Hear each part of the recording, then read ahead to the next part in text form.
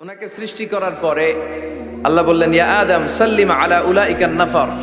আদম, এই যে ফেরেশতারা বসা, সালাম দাও।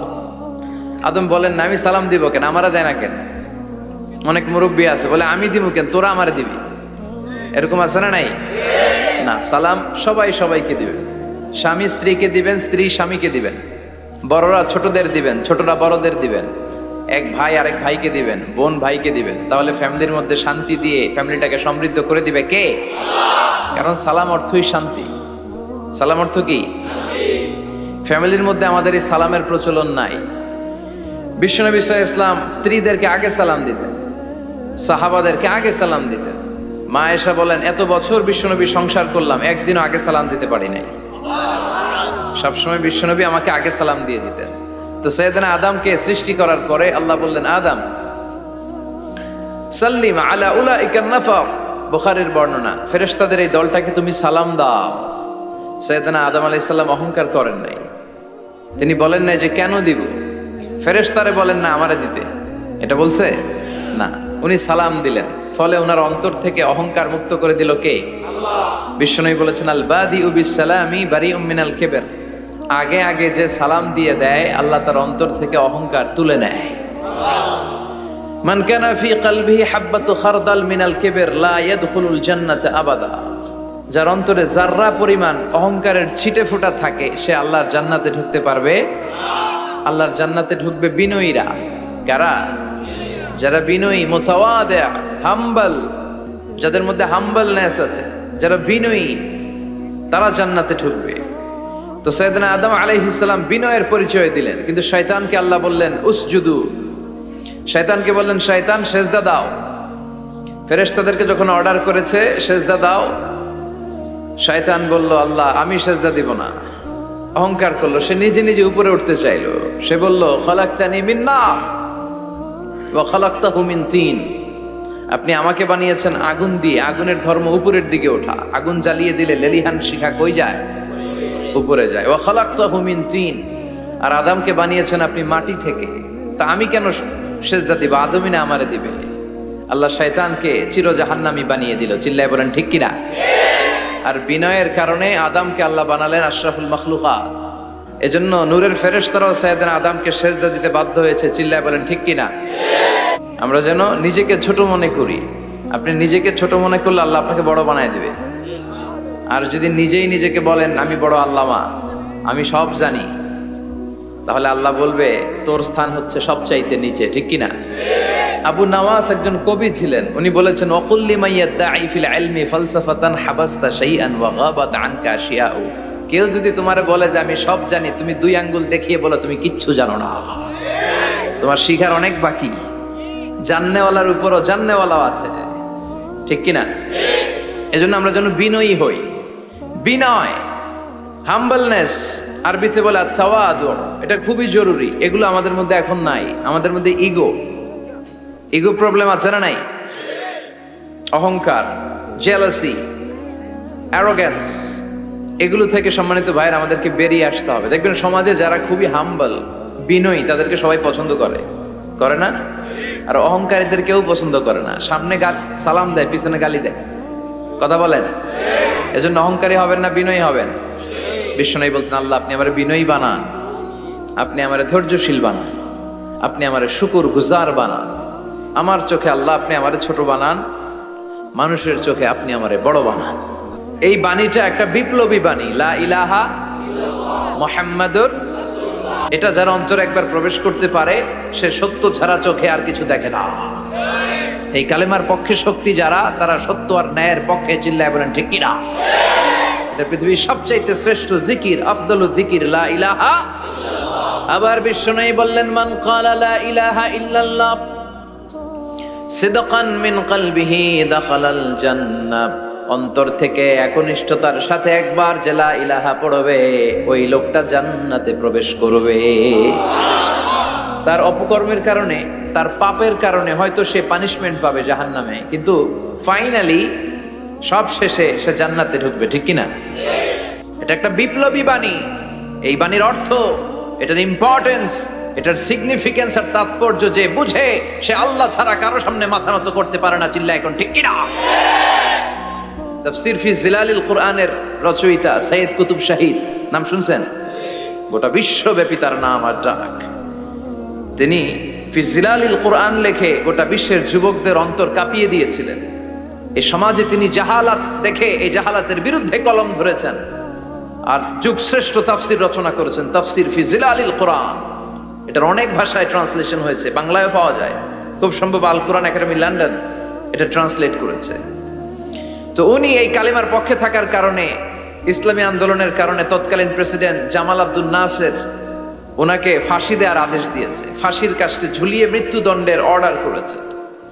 তো জেল কোডের নিয়ম অনুযায়ী যাদেরকে ফাঁসি দেওয়া হবে, হ্যাঙ্গিং করা হবে, হ্যাঙ্গিং করার ঘন্টাখানিক আগে ওই কারা কর্তৃপক্ষ থেকে নিয়োগ দেয়া জেলখানার ইমাম সাহেব এসে তাদেরকে লা ইলাহা পড়ায়। কি পড়ায়? লা ইলাহা ইল্লাল্লাহ পড়ায়।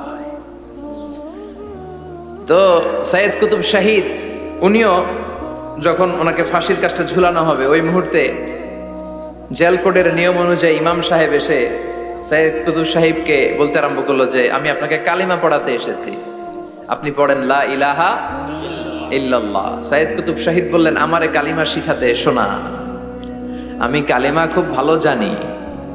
যেই কালিমা পড়ার, যেই কালিমা তুমি ফাঁসির আসামিদেরকে পড়ানোর কারণে মান্থলি বেতন পাও, ওই কালিমার ব্যাখ্যা করার কারণে আমাকে ফাঁসির কাস্টে ঝোলা লাগছে। তুমি কালিমা পড়াও, তুমি বেতন নাও, আর আমি কালিমার ব্যাখ্যা করার কারণে আমার ফাঁসি হয়, তার মানে তোর কালিমা আর আমার কালিমা এক কালিমা না। কালিমার মধ্যে পার্থক্য আছে না নাই? কালেমায় কালেমায় পার্থক্য আছে। ওই কারা কর্তৃপক্ষের নিয়োগ করা ইমাম সাহেবের লা ইলাহা ইল্লাল্লাহ আর তাফসীর ফি জিলালিল কোরআনের রচয়িতা সৈয়দ কুতুব শাহিদের লা ইলাহা এক কালিমা নয়, এক লা ইলাহা নয়। চিল্লায় কোন ঠিক কিনা?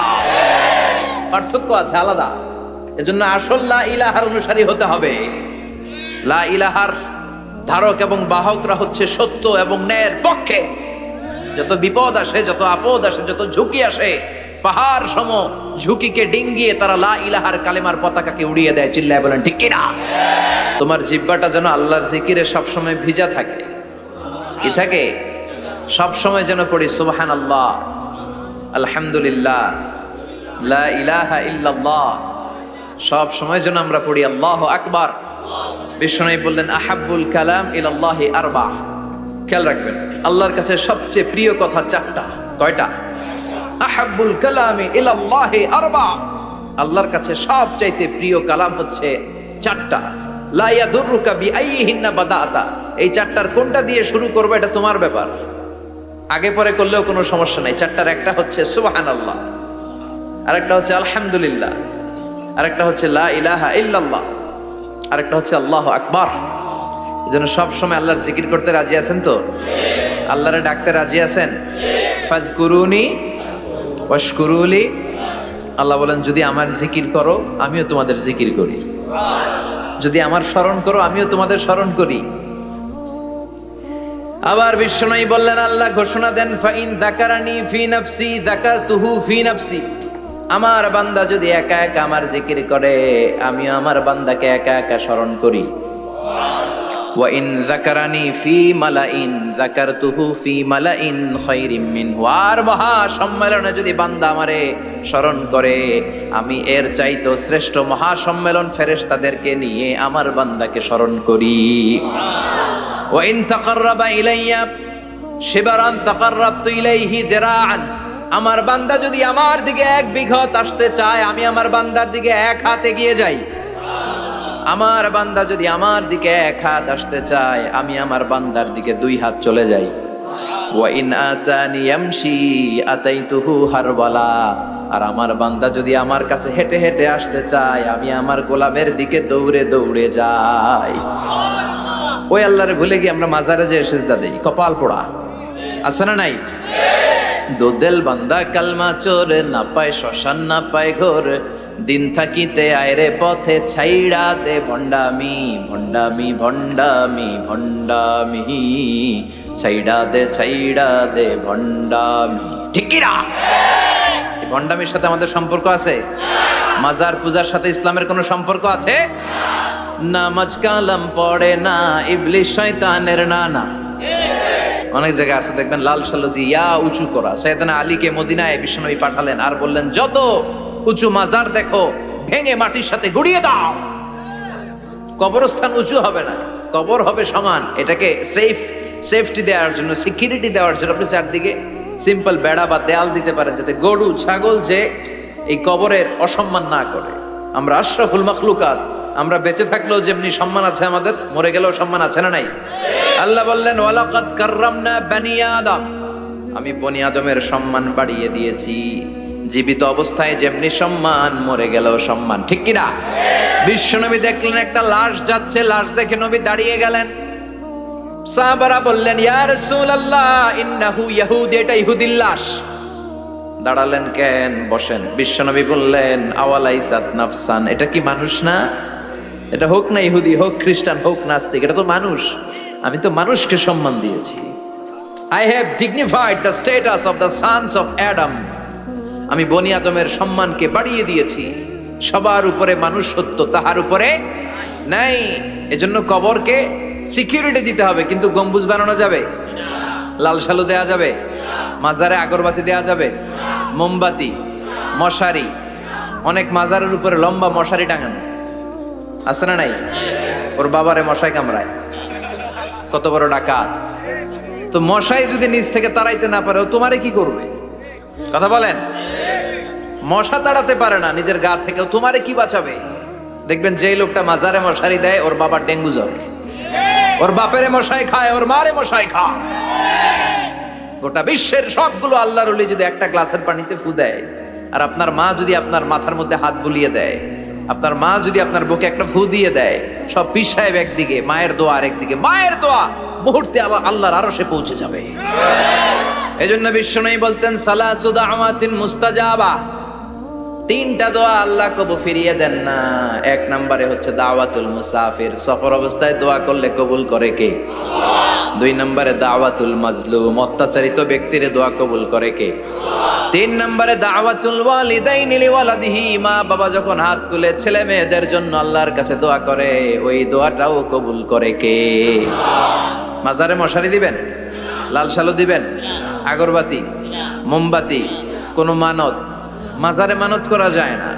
ইন্নী নাযারতু লিররহমানি সাওমা, মানত করতে হয় রহমানের নামে। মানত হবে একজনের নামে, চিল্লায় বলেন তিনি কে? এজন্য মাজারে কিছু দেয়া যাবে না। নামাজ কালাম পড়ে না ইবলিস শয়তানের নানা, ধর্মের একখান খুঁটি ধইরা কয়দিন করবা হয়রানি। ভণ্ডামি ভণ্ডামি ভণ্ডামি, ছাইড়া দে ভণ্ডামি। দোদেল বান্দা কালমা চোর, না পায় শ্মশান না পায় ঘোর, দিন থাকিতে আয়রে পথে ছাইড়া দে ভণ্ডামি।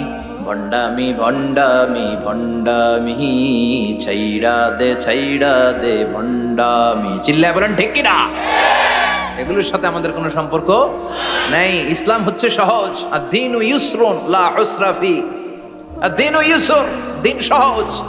এত জনের কাছে যাওয়া লাগবে না। আপনি ওই জেলায় যে ওই মাজারে মানত করা লাগবে না, আপনার সিলেটে যাওয়া লাগবে না, আপনার খানজান আলীর কাছে যাওয়া লাগবে না, আপনার কোথাও যাওয়া লাগবে না। আপনি বাড়ির পাশের মসজিদে পড়ে সেজদা দেন, মুহূর্তে দোয়া কবুল করে নিবে কে? রব্বুল আলামিন বলে, গোলাম আমারে ডাকস না কেন? তোর ডাকে সাড়া দেওয়ার জন্য আমি 24 আওয়ার্স রেডি। দুনিয়ার বুকে কোনো বিষয় নিয়ে যদি আমরা বারবার যাই, দুনিয়াতে লোকজন রেগে যায়, ঠিক কিনা? আমি ওনার কাছে গেলাম, ভাই আজকে একটা বিপদে পড়ছি, 500 টাকা দেন, দিয়ে দিল। এরপরের দিন আবার গেলাম, দিল। পরশু দিল। তরশু গেলে শেষা দিয়ে দিবে, একটা মাইট দিয়ে দিবে, ঠিক কিনা? কি পাইছো তুমি? প্রতিদিন 500 টাকা। বারবার কোন একটা ইস্যু নিয়ে কারো কাছে যাওয়া যায় না, এটা লজ্জার বিষয়, ঠিক কিনা? কিন্তু আল্লাহর বিষয়টা উল্টো। সুনানে তিরমিজির বর্ণনা, ইন্নাহু মান লাম ইয়াসআলিল্লাহ ইয়াগদাব আলাই, কোন বান্দা যদি কোনো বিষয় নিয়ে, কোনো ব্যাপার নিয়ে আল্লাহর কাছে বারবার না যায়, আল্লাহ তার উপর রেগে যায়। এজন্য আল্লাহর কাছে বারবার চাওয়ার দরকার আছে না নাই? আপনার মনের জ্বালা যন্ত্রণা পূরণ করে দিতে পারে কে? এটার নাম তাওহীদ। এক আল্লাহ কেন্দ্রিক হওয়া। সব সময় বিপদে আপদে কার কাছে যাবেন? আপনার বিপদ দূর করতে পারে কে? আপনারে অসুস্থ থেকে সুস্থ বানিয়ে দিতে পারে কে? মনের জ্বালা যন্ত্রণা মিটাতে পারে কে? আল্লাহ ছাড়া কেউ পারবে? কোন মুফাসসিরে কোরআন আপনারে বাঁচাতে পারবে? কোন আল্লাহর ওলি বাঁচাতে পারবে? এমনকি আল্লাহর কোন পয়গাম্বর, কোন নবী আপনার কিচ্ছু করতে পারে? লিতাকুনু শুহাদা আলান নাস, তোমাদেরকে হতে হবে উম্মাতান ওয়াসাতান, মধ্যমপন্থী উম্মাত, মাঝামাঝি থাকতে হবে। কিন্তু আমরা এদেশে মার্জিনালাইজ করে ফেলি। যারা চরমনায়ের মুরিদ, অন্যদেরকে আর দেখা যাবে না। যারা শর্ষিনার মুরিদ, এরাই সব, অন্যদিকে যাওয়া যাবে না। যারা জামাত ইসলাম, অন্যদিকে আর যাওয়া যাবে না। যারা হেফাজতে ইসলাম, অন্য কারোর মধ্যে আর হক নাই। যারা আহলে হাদিস, এরা তো সব নিয়েই গেছে, সব হক সুন্নাহ এদের কাছে। কারো মুখের কোনো কথা এদের কাছে কোনো দাম নাই। আপনি যত হকের কথা বলেন, এদের দলেই নাকি ঢুকতে হবে। আমরা যেন মাঝামাঝি হয়ে, আপনি তাবলিগ করতে পারেন, করেন, খুব ভালো। তাবলিগের ভাইদের একটা ভালো গুণ হচ্ছে নিজের খেয়ে নিজের পরে ইসলামের দাওয়াত দেয়, ঠিক কিনা? নিজের টাকা ভেঙে দাওয়াত দিচ্ছে তো, তাদের কারণে অনেকে কালিমা শিখছে, অনেকে নামাজ শিখছে, তাদেরও কন্ট্রিবিউশন আছে না নাই? তো যারা তাবলিগ করেন, আপনি মনে করবেন না যে সব হক, সব সত্য, শুধু আপনি হকের ডিলার, এটা মনে করবেন না। সব সত্য হক এটা আপনার বাবার দাদার সম্পত্তি, এটা মনে করবেন না। সব দলের মধ্যে হক থাকতে পারে, বরং সব দলের ভালো ভালো জিনিসগুলো নিয়ে নিজেকে সাজানো দরকার। কথা বলেন? জামাত ইসলামের মতো, হেফাজতে ইসলামের মতো আন্দোলনের স্পিরিট থাকতে হবে। চিল্লা এখন ঠিক কিনা? আমার সুন্নি ভাইদের মতো নবীর প্রেম অন্তরে থাকতে হবে। চিল্লা এখন ঠিক কিনা? তাবলিগের ভাইদের মতো হৃদয়ে ইখলাস থাকতে হবে। এই সবগুলোর সমন্বয় হচ্ছে ইসলাম, সবগুলোর সমন্বয় ইসলাম। এজন্য কখনো মনে করবেন না যে আমি একদল করি তার মানে অন্য সব দল মনে হয় বাতিল, ওগুলো মনে হয় মুসলমান না, ওগুলো আমার চোখেই ধরে না। এটা ঠিক না, এটা ইহুদিদের স্বভাব। ইহুদিরা শুধুমাত্র হকের ডিলার মনে করতো নিজেদেরকে। ইহুদি ছাড়া বাকি কাউরে ওরা চোখে দেখতে পারতো না। এজন্য আমরা কি কট্টরপন্থী হব না মধ্যমপন্থী? চিল্লায় বলেন, কট্টরপন্থী না মধ্যমপন্থী? আল্লাহ আমারে যতদিন বাঁচিয়ে রাখা, আমি মধ্যমপন্থার কথা বলেই যাব, up to my death. It's my mission, it's my vision. এটাই আমার লক্ষ্য, যে মধ্যমপন্থার ইসলামকে প্রমোট করা, যেটা বিশ্বনবীর ইসলাম, যেটা মদিনার ইসলাম, যেটার মধ্যে বাড়াবাড়ি নাই, ছাড়াছাড়ি নাই, ঠিক কিনা? We have to go back to our Lord. আমাদেরকে ফিরে যেতে হবে আমাদের রবের কাছে। আমরা কেউ আজীবন থাকতে আসি নাই। থাকতে পারবো আজীবন?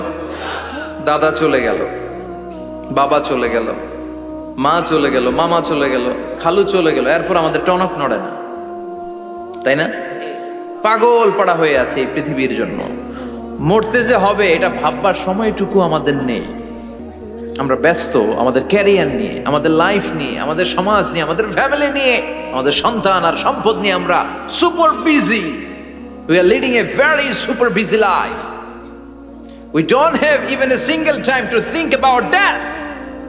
মৃত্যু নিয়ে ভাবার একটা মুহূর্ত আমাদের নাই। কিন্তু পৃথিবীর সবচাইতে সুনিশ্চিত বিষয় হচ্ছে মৃত্যু, ঠিক কিনা? The most certain thing in our life is death. আমাদের জীবনের সবচাইতে সুনিশ্চিত বিষয় হচ্ছে মরণ। মরবই আমরা। And the most uncertain thing in our life is the time of death. আর আমাদের জীবনের সবচেয়ে অনিশ্চিত বিষয় হচ্ছে মৃত্যুর সময়। আমরা জানি না। মরবো যে এটা জানি, জানেন না? কিন্তু কখন মরবো এটা জানি? এই সূরাটা আপনারে এই জিনিসটা জানান দিতে এসেছে যে দুনিয়ার সম্পদ, লোভ, লালসা এগুলো নিয়ে পড়ে থেকো না। এই যে আমাদের ফ্যামিলি, আমাদের বাচ্চা কাচ্চা, আমাদের এত টাকা পয়সার হিসেব, মাস শেষে বাড়ি ভাড়া, গ্যাসের বিল, এইটা সেটা, আপনি কি মনে করছেন যে আপনি চলে গেলে এগুলো থেমে থাকবে? কিছুই থেমে থাকবে না, সব চলবে আগের মতো। থাকবেন না আপনি। এমন দুনিয়া যেটাতে আমি নাই, সব চলে। সকাল গড়িয়ে বিকেল হয়, শীত শেষে গ্রীষ্ম আসে, দিন শেষে রাত নামে, সব চলে, নাই শুধু আমি। চিল্লায় বলেন ঠিক কিনা? তো এজন্য এগুলি একটু ভাবেন। অনেক ব্যস্ত আমরা। এই দুনিয়ার পুরো জীবনটা এটা হচ্ছে লালসাময় একটা জীবন। লোভ, মরিচিকা, মায়াজাল, এই মায়াজালে আমরা আটকে আছি। ফলে মৃত্যুর কথা আমরা ভুলে গিয়েছি। পাগলের মতো ছুটছি, আরো টাকা লাগবে, আরো খ্যাতি লাগবে, আরো যশ লাগবে, আরো দাপট লাগবে আমার। এত টাকা দিয়ে কি হবে? এত সম্পদ দিয়ে কি হবে? এত ব্যস্ততা দিয়ে কি হবে তোমার? স্টপ, থামুন, অনেক হয়েছে, আন্না, থামুন। Take a rest, take a breath and think about death. Think that you have to go back to your Lord. একটু বসেন না, একটু ভাবেন যে আমাকে চলে যেতে হবে, চলে যেতে হবে। এই কোলাহল, এই ব্যস্ততা এগুলো থাকবে, থাকবো না আমি। সাইয়েদনা ওমর ফারুক বলেছেন, মুতু ক্বাবলা আন তামুতু, মরার আগে একবার মরো। হাসিবু ক্বাবলা আন তুহাসাবু আলাইকুম, তোমার হিসাব নেওয়ার আগে তুমি একবার নিজের হিসাবটা করো না। কাগজ বের করে একটু লিখো না কি কি ভালো কাজ করছিলা, যেগুলো দিয়ে নাজাতের ওয়াসিলা হতে পারে, 1 2 3, আর কি কি আকাম কুকাম করছো দেখো না, লিখে দেখো তোমার অবস্থাটা কি। মরার আগে একবার মরো। মরার আগে খাটের মধ্যে শুয়ে শটান করে চোখ বন্ধ করে একবার মরার ভান করে দেখেন কেমন লাগে। চোখটা বন্ধ করেন আর ভাবেন আপনি নাই, কি কি হতে পারে ভাবেন। আপনার ছেলে মেয়েরা কান্না জুড়ে দিবে, আপনার প্রাণের স্ত্রী বিলাপ শুরু করে দিবে, বন্ধু বান্ধবের চিৎকার আর মাতম, স্থানীয় এলাকার মসজিদে ঘোষণা, অমুক এলাকার নিবাসী অমুক ভাই অমুকের ছেলে অমুক দুনিয়ায় নাই। সব আত্মীয়রা চলে আসবে, ফেসবুকে স্ট্যাটাস দেয়া হবে, সবাই সবাইকে জানাবে বিকাল 4টায় অমুক হাই স্কুল ময়দানে আপনার জানাজা। ছুটে আসবে, সবাই ছুটে আসবে আপনাকে শেষ বিদায় দিতে, গুড বাই জানানোর জন্য, আল ওয়াদা, বিদায় জানাতে আসবে সবাই। 4 তাকবীর দিয়ে আপনার জানাজা হবে, অশ্রুসিক্ত জানাজায় আপনার বিদায় হবে। কাঠের খাটিয়ার মধ্যে করে কাঁধে তুলে আপনারে কবরে নেওয়া হবে, আগে থেকে খুঁড়ে রাখা কবরটার মধ্যে আপনারে বিছিয়ে দেয়া হবে, বাঁশের কচি দিয়ে তার উপরে মাটির চাপা দিয়ে সব চলে যাবে। ভাবেন না একবার চোখ বন্ধ করে, this is the circle of life, this is the nature of life. এটা সবার হবে, আমার হবে, আপনার হবে। এত মায়া, এত ভালোবাসা কই যাবে? কেউ থাকবে না, সবাই আপনার অন্ধকার কবরে রেখে দিয়ে চলে আসবে। উপরে বাঁশের কঞ্চি, তার উপরে মাটির চাপা, অন্ধকার আর অন্ধকার। এই অন্ধকার যেন শেষ হতে চায় না, শুধুই অন্ধকার, ঠিক কিনা? এজন্য আমাদের চলে যেতে হবে। দাদা গেল, চাচা গেল, মামা গেল, আমাদেরকেও যেতে হবে, জোরে কোন ঠিক কিনা? একদিন মাটির ভেতরে হবে ঘরে মন আমার, কেন বন্ধ দালান ঘর, প্রাণ পাখি উড়ে যাবে পিঞ্জর ছেড়ে,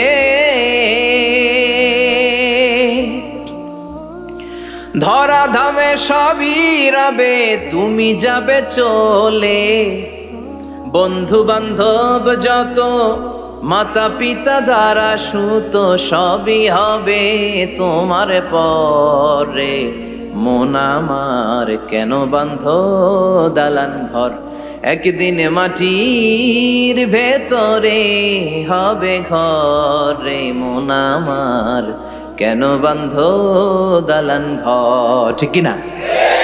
সব করে থাকবে, চলে যেতে হবে আমাদেরকে। এজন্য আখিরাতের কথা যেন আমাদের স্মরণ হয়। বিশ্বনবী বলতেন, নাহাই তুকুমান জিয়ারাতিল কবুর, আমি তোমাদেরকে কবর জিয়ারত করতে আগে নিষেধ করতাম, কিন্তু এখন নিষেধাজ্ঞা প্রত্যাহার করে নিলাম। এখন সব সময় তোমরা কবরের সামনে যাবা আর জিয়ারত করবা। একটু গেলে আখিরাতের কথাটা স্মরণ হবে।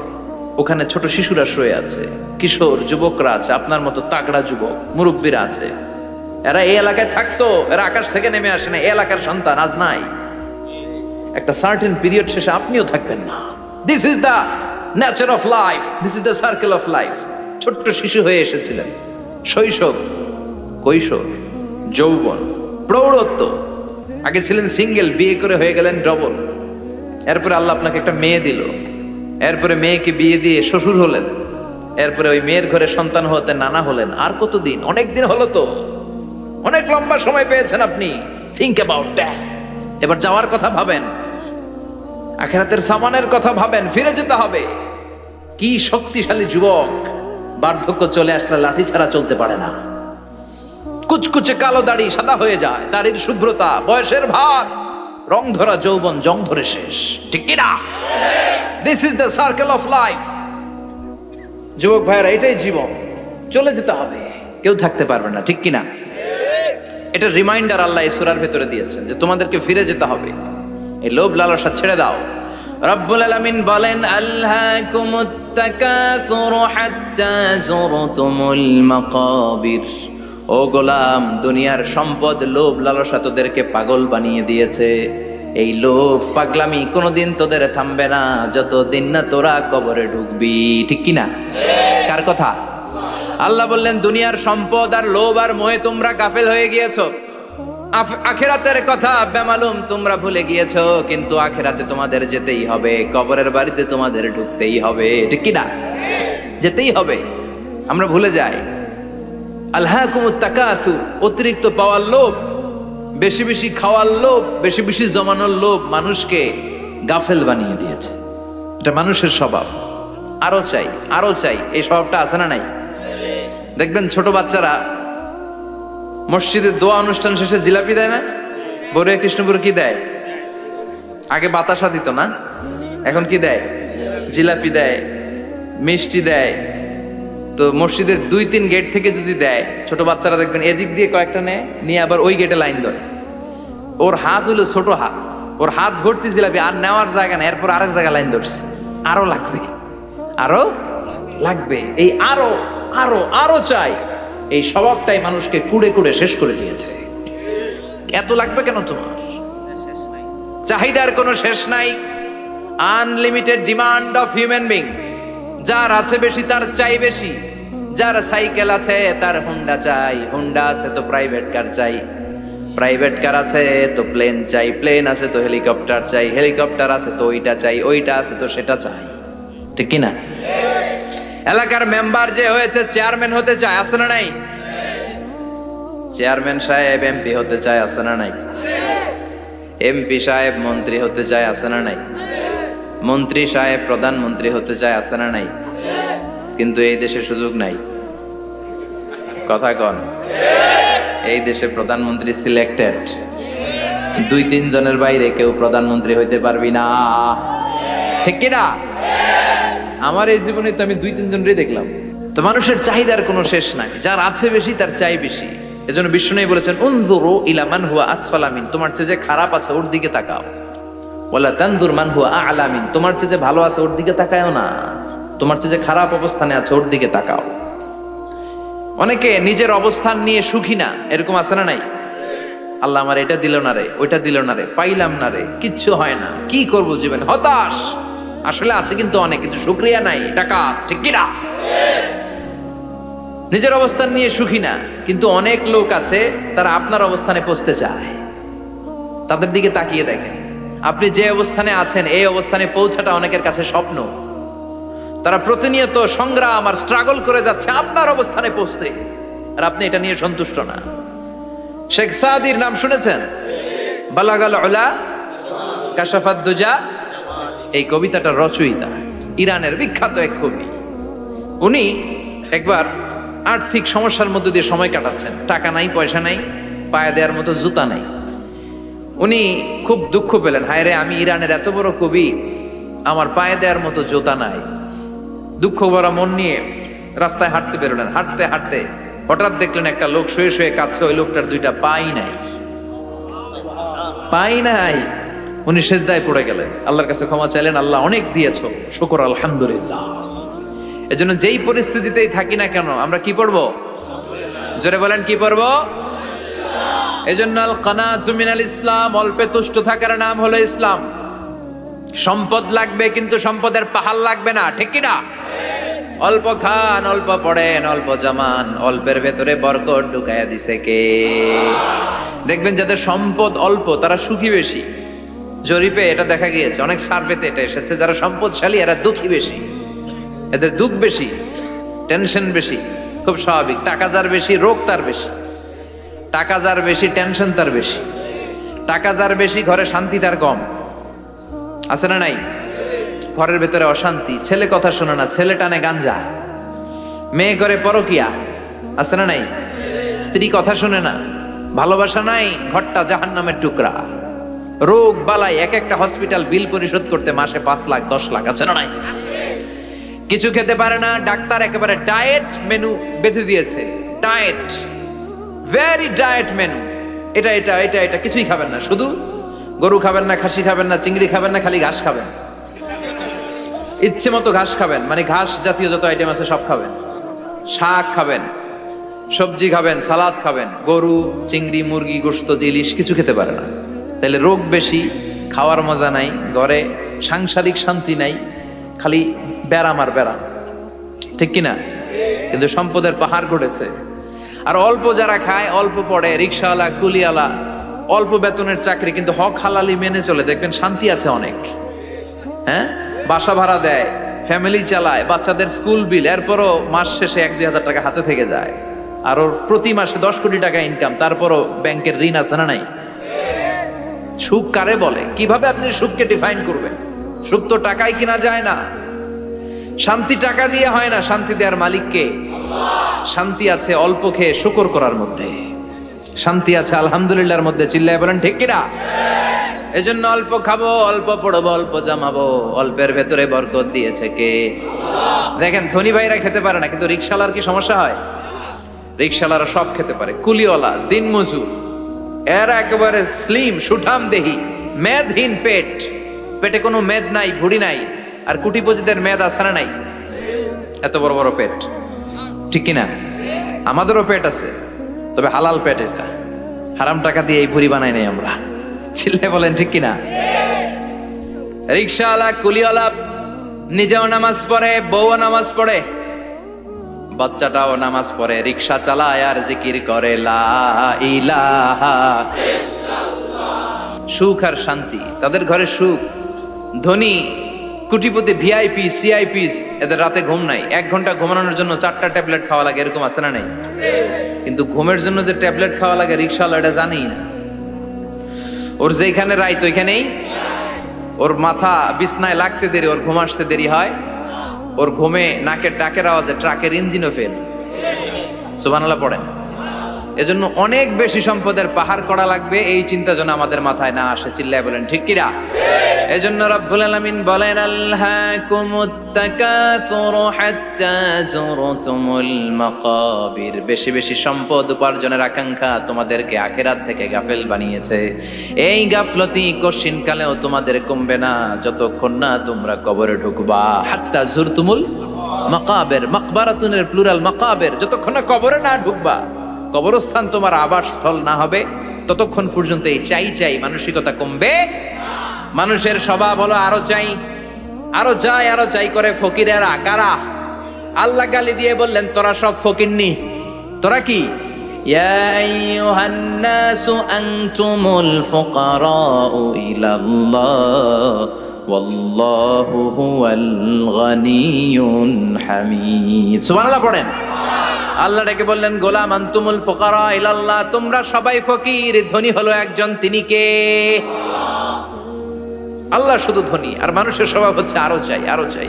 ওর 2 তলা বিল্ডিং, আমার 3 তলা লাগবে। ওর 2টা গাড়ি আছে, আমার 3টা লাগবে, আছে না নাই?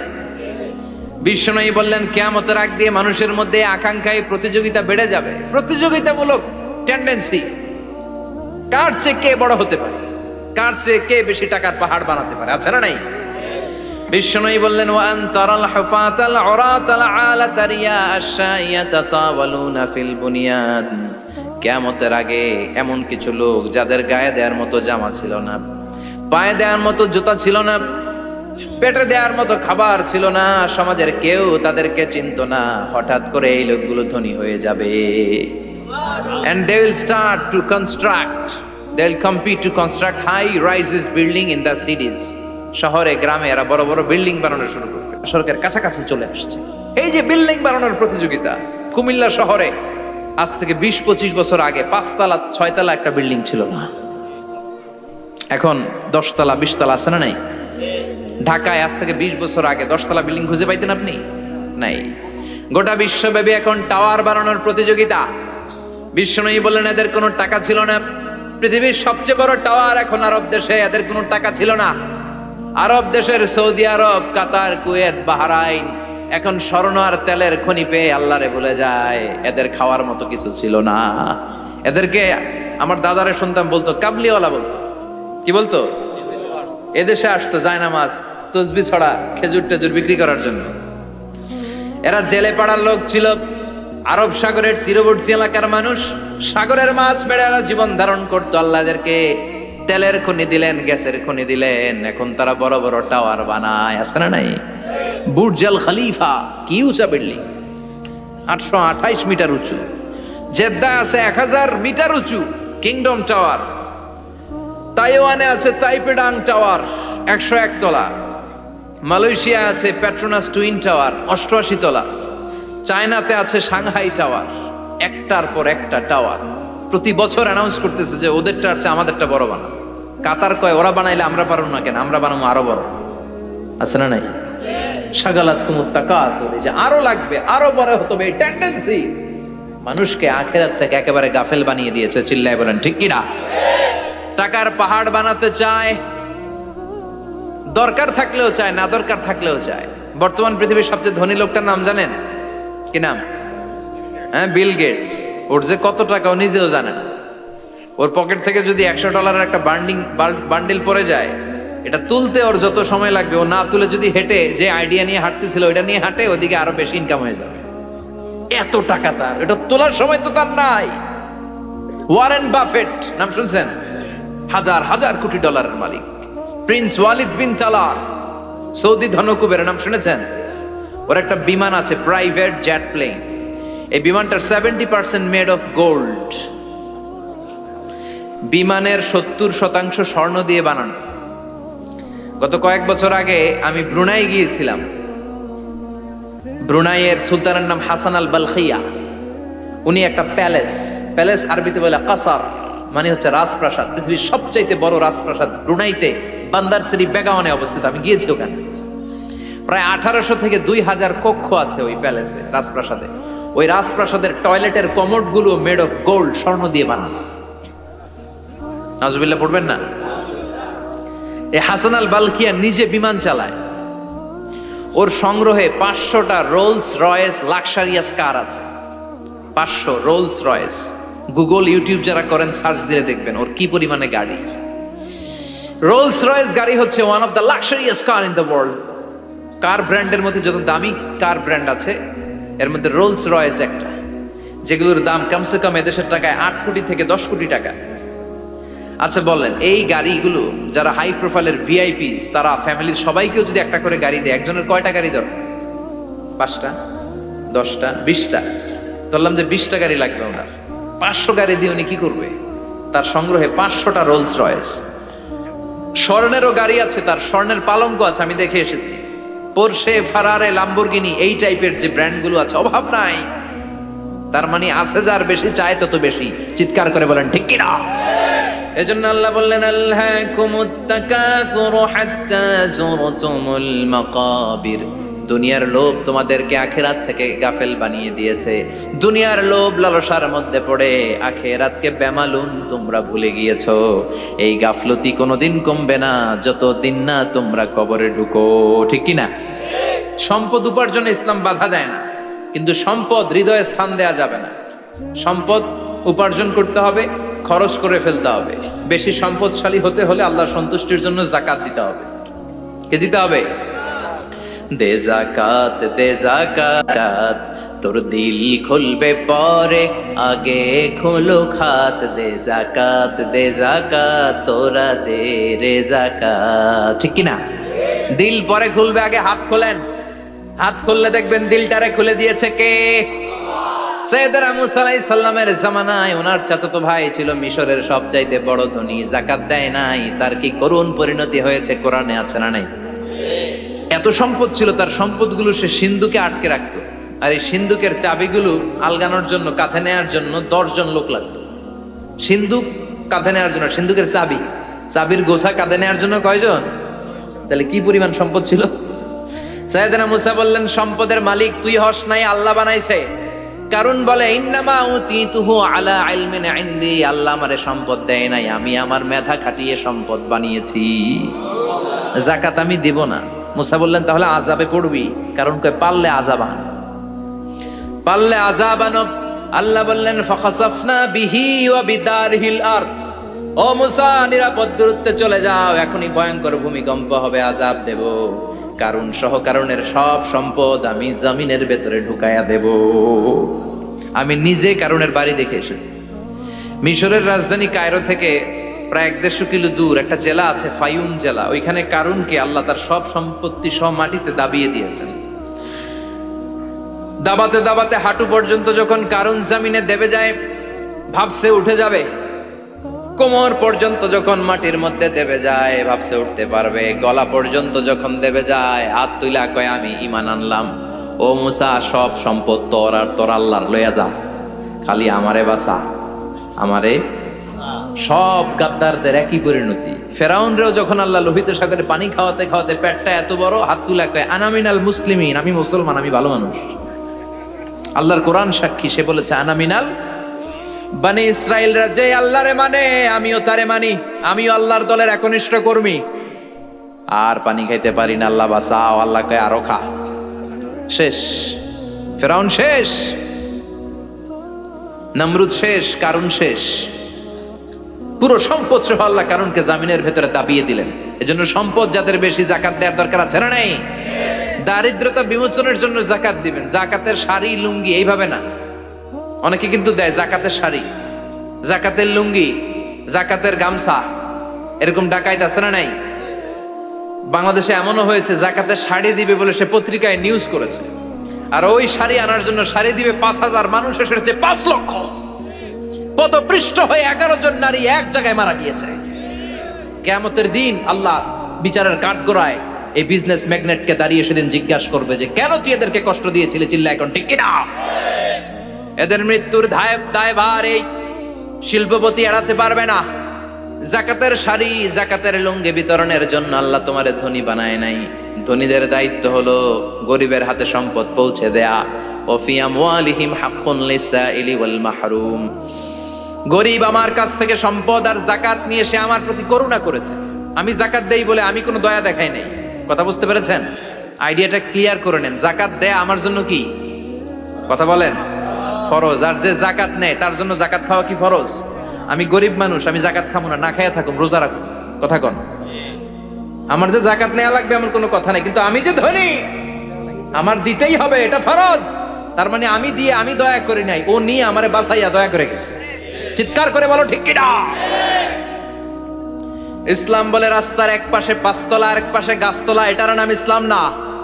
ওফিয়ামু আলিহিম হাক্কুন লিসাইলি ওয়াল মাহরুম। খেটে খাওয়া মানুষ, সুবিধা বঞ্চিত মানুষদের দ্বারে যে তুমি জাকাতের টাকা পৌঁছে দাও। জাকাতকে ফরজ করা হয়েছে দারিদ্রতা বিমোচনের জন্য। আপনি শাড়ি লুঙ্গি দিলে কি হবে? ওরে শাড়ি দিচ্ছেন দুপুরে, রাত্রেবেলা ও আরেক জায়গায় লাইন ধরে আছে, বিরিয়ানির প্যাকেট দিতেছে ওইখানে। কথা কন। সারাটা বছর ও জাকাতের টাকা নেবে, ওর কিচ্ছু হবে না। বরং এমন কিছু তাকে করে দিতে হবে যেটা দিয়ে সে ফ্যামিলি লিড করতে পারে। একটা সিএনজি কিনে দেন, ওই ফ্যামিলিতে কোনো যুবক থাকলে সিএনজি চালায়া, অটো চালায়া ফ্যামিলিটারে চালান। একটা টঙের দোকান করে দেন, চায়ের দোকান, চা বিক্রি করে ফ্যামিলিটারে চালাবে।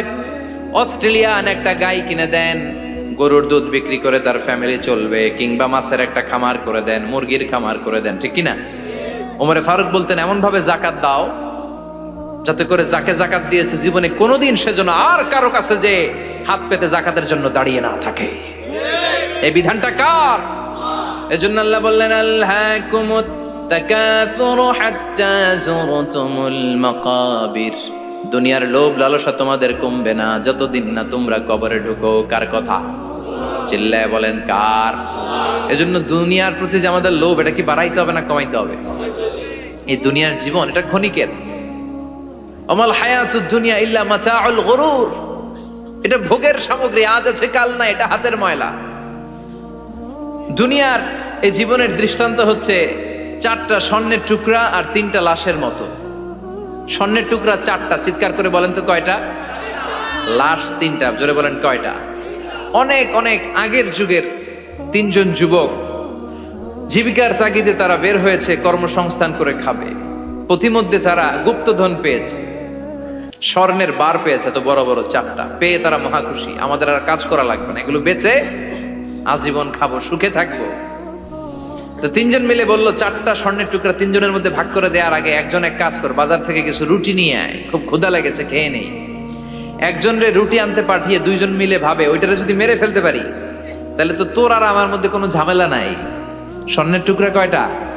তুই নিবি 2টা, আমি নেব 2টা।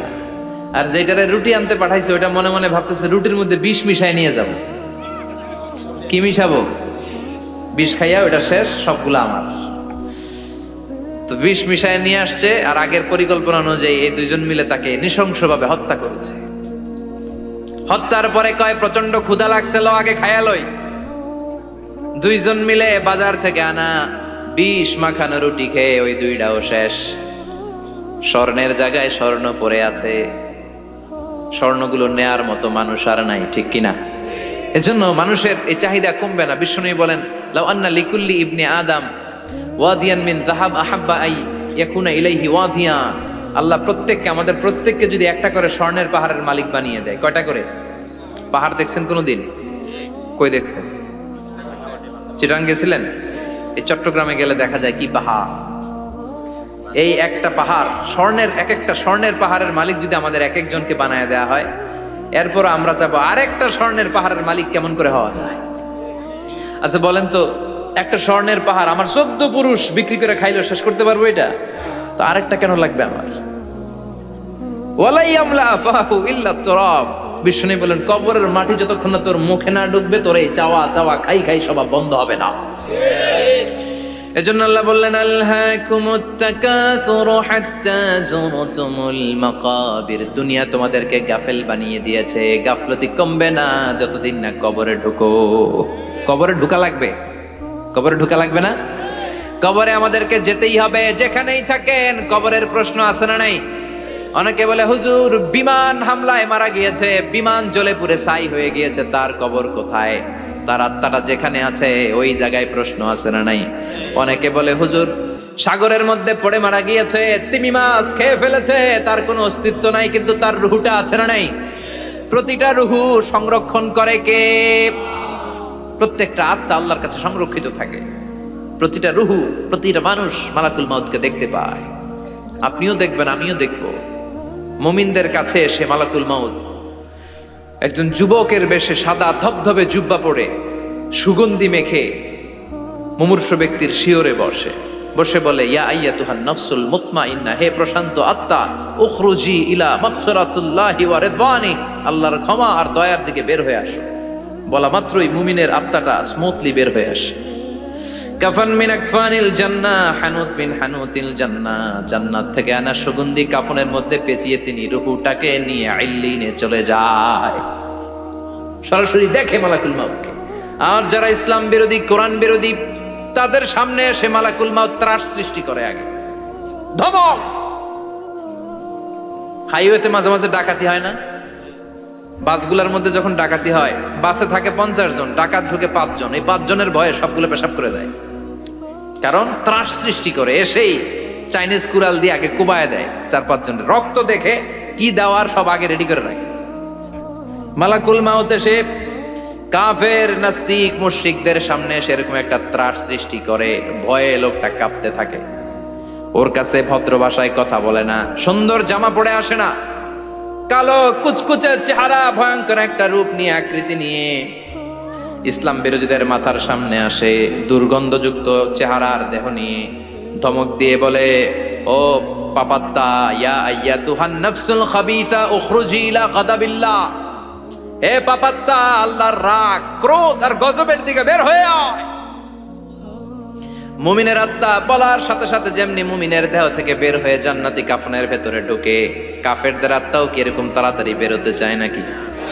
কাফেরদের আত্মা বেরোতে চায় না। ডানে দৌড়, বায়ে দৌড়, সামনে দৌড়, পেছনে দৌড়, আহা দৌড়াদৌড়ি করে। মালাকুল মাউত এটাকে টেনে হিচড়ে, একটা জীবিত ছাগলকে জবেহ না করে, জবাই না করে, তার চামড়া উল্টার দিকে টেনে হিচড়ে বের করলে ছাগলটা যত কষ্ট পায়, এর চেয়ে কমসে কম 70 গুণ বেশি কষ্ট দিয়ে কাফের মুশরিক আর গাদ্দারদের রূহ কবজ করা হয়। আল্লাহ এই পরিস্থিতি থেকে তুমি আমাদের বাঁচাও। মুমিনদের রূহ যেমনি কবজ হয়, ওইভাবে রূহ কবজের ব্যবস্থা করে দিও। ইমানের মৃত্যু নসিব করে দিও, শাহিদি মৃত্যু নসিব করে দিও। আমাকে শহীদ করে সেই মিছিলে শামিল করে নিও, যে মিছিলের নেতা মীর হামজা, খুবাইবে খাব্বাব, আল্লাহর কাছে ছিল অতি প্রিয়, শামিল করে নিও। আমাকে শহীদ করে সেই মিছিলে শামিল করে নিও। পড়েন আমিন। আরো জোরে পড়েন আমিন। তার মানে বিমান দুর্ঘটনায় হোক, কিংবা লঞ্চ ডুবিতে হোক, কিংবা আগুনে পড়ে হোক, কিংবা আত্মঘাতী হামলায় হোক, যে যেখানেই মারা যায়, কবরের 3টা প্রশ্ন তার জন্য আছে না নাই? ইসলাম বিরোধীদের জন্য প্রশ্ন 3টা, আপনারা যারা মুমিন তাদের জন্য 4টা, আপনাদের জন্য একটা বেশি। আলহামদুলিল্লাহ কোন? কবরে এসে প্রথম প্রশ্ন করবে, মুনকার নাকির যখন চলে আসবে, 40 কদম যখন আত্মীয় স্বজনরা লাশটাকে কবরের মধ্যে দিয়ে 40 কদম চলে যায়, তখনই ফেরেশতা চলে আসে। আহা, শেষ, সব শেষ। এসেই পরীক্ষা শুরু। মার রব্বুক, তোর রবের নাম কি? চিল্লায় বলেন, আমাদের রবের নাম কি? আমরা বলবো রব্বি আল্লাহ, আল্লাহ আমারে রব। দমে দমে তনু মনে তারি অনুভব। পড়েন, আল্লাহ আমারে রব। তোমার দুনিয়াতে আমি যেদিকে তাকাই, অথই নিয়ামতে ডুবে আছি সবাই। পাখপাখালির গানে শুনি তসবিহ কল রব, তসবিহ কল রব, আল্লাহ আমারে রব। প্রথম প্রশ্ন, তোমার রব কে? আমরা বলবো আমাদের রব আল্লাহ। দ্বিতীয় প্রশ্ন, ওমা দীনু, তোমার ধর্মের নাম কি? আমরা কি বলবো? তৃতীয় প্রশ্ন, বিশ্বনবীর চেহারা দেখিয়ে বলা হবে, আতারিফু হাদার রাজুল, এই লোকটারে চিনো নাকি? আমরা বলবো চিনি, আমাদের প্রাণের নবী, ঠিক কি না? চাঁদের চেয়ে সুন্দর তুমি নবী, আমার কামলিওয়ালা, দু জাহানের বাদশাহ তুমি, প্যারা নবী সাল্লে আলা। চাঁদের চেয়ে সুন্দর তুমি নবী, আমার কামলিওয়ালা, ঠিক কি না? 3টা প্রশ্নের যথাযথ উত্তর যখন দিয়ে দিলেন, আপনার জন্য অতিরিক্ত আরেকটা প্রশ্ন করা হবে, ওয়ামা ইলমুক, তোমার নলেজ কি? 3টা প্রশ্নের উত্তর যে তুমি করতে পারলা, কিভাবে পারলা, কেমনে জানলা? নকল করে বলছো নাকি জেনে বুঝে আসছো? নকল হয় না? এখন তো পরীক্ষা চলতেছে বোধহয়। কি পরীক্ষা? এসএসসি পরীক্ষা। নকল হয়? কৃষ্ণপুরে নকল নাই না? এখন মনে হয় এগুলো একটু কমছে। একটা সময় ছিল অনেক নকল হইতো। পাঞ্জাবের ভিতরে নকল, পকেটে নকল, টুপির ভিতরে নকল, মৌজার ভিতরেও নকল। এমনকি মেয়েরাও নকল করে পরীক্ষার হলে আসে না নাই? স্কেলের মধ্যে লিখে নিয়ে যায়, হাতের মধ্যে লিখে নিয়ে যায়, ওড়নায় লিখে নিয়ে যায়, কাপড়ে লিখে নিয়ে যায়, আসে না নাই? ফেরেশতারা বলবে, নকল করছো নাকি? কেমনে জানলা? 3টা প্রশ্নের উত্তর তুমি কেমনে বললা? আল্লাহ তোমার রব, ইসলাম তোমার ধর্ম, এই লোকটা বিশ্বনবী, কেমনে চিনলা? আপনাকে তখন বলতে হবে, আমি কোরআন থেকে শিখেছি, আমি হাদিস থেকে শিখেছি, আমি ইসলাম জেনে বুঝে মেনেছি, আমি আন্দাজে কোথাও ঘুরি নাই। চিল্লা এখন ঠিক কিরা? আপনাকে বলতে হবে। এজন্য শিখতে হবে, প্রতিনিয়ত ইসলাম সম্পর্কে জানতে হবে, আখের গোছাতে হবে, জীবনটাকে আলোকিত করতে হবে। চিল্লায় বলেন ঠিক কিরা?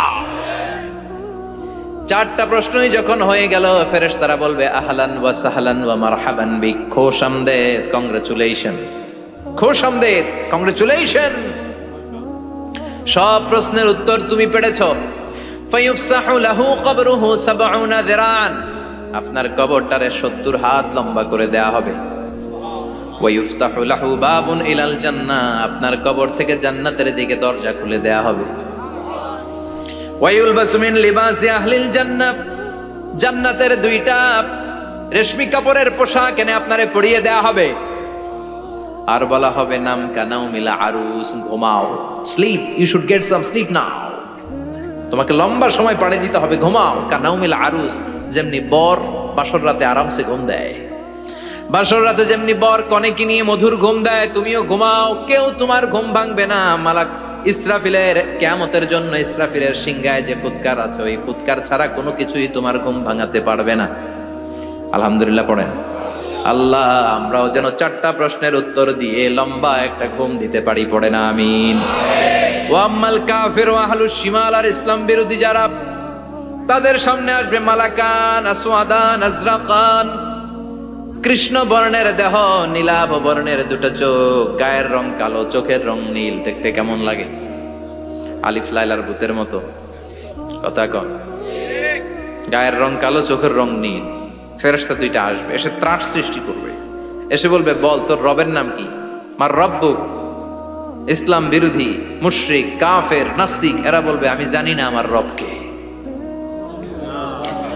আমি জানি না, আমি তো আজীবন শুধু চেয়ার করেছি, মদ খেয়েছি, আমি ধর্ষণে সেঞ্চুরি করেছি দুনিয়ার বুকে, আমি টেন্ডারবাজি করেছি, চাঁদাবাজি করেছি, আমি মাস্তানি করেছি, আমার দাপটে এলাকার ইসলাম প্রিয়রা বাসায় ঘুমাতে পারে না। আমি ছিলাম টেন্ডারবাজ, আমি ছিলাম গডফাদার, সন্ত্রাসীদের লিডার, আমি ছিলাম ডন 1 2 3 সব, আমি ছিলাম ডনের ডন,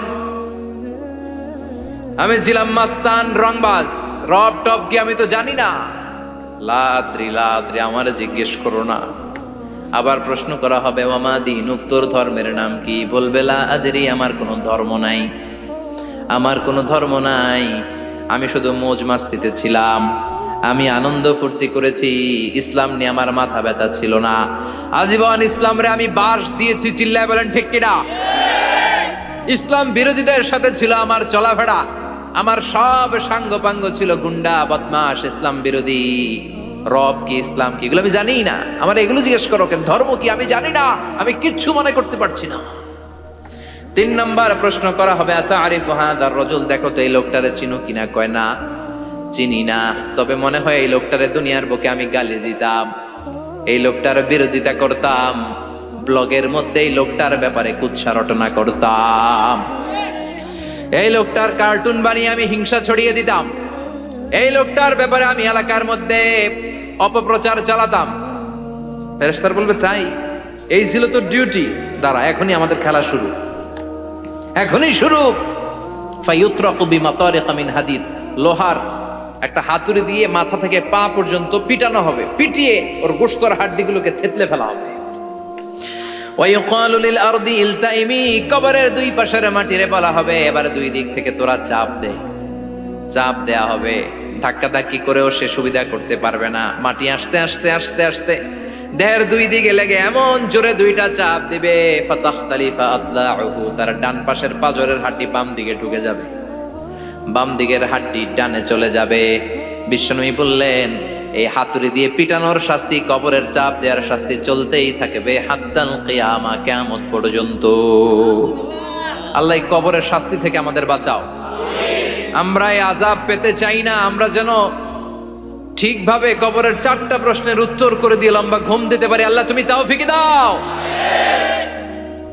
এজন্য আল্লাহ বললেন গোলাম দুনিয়া নিয়ে পাগল হয়ে থেকো না, এই দুনিয়ার জীবন আসল জীবন নয়, আসল জীবন হলো কবরের জীবন। জোরে বলেন ঠিক কিনা? এই জন্য মাঝে মাঝে কবরে যাবেন, কবরস্থানে দাঁড়িয়ে চিন্তা করবেন এই জায়গায় আমারও আসতে হবে, দিন যাবে, রাত আসবে, বৃষ্টি হবে, শীত আসবে, কেউ আমার দেখতে আসবে না, একা থাকতে হবে, একা, বড় একা, অন্ধকার, বড়ই অন্ধকার। ওই কবরের জীবনের সামান গোছানোর দরকার আছে না নাই?